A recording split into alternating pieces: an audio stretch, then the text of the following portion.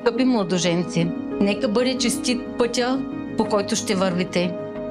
Благословен да е думът, който те градите заедно. Винаги пазете откровеността, уважението и приятелството между вас. Пазете любовта си и пламъка на страстта. По-често си казвайте «Обичам те». Цените моментите, в които сте заедно. Подкрепяйте се и си помагайте. Бъдете истински щастливи. Обичаме ви и винаги ще бъдем до вас. Да!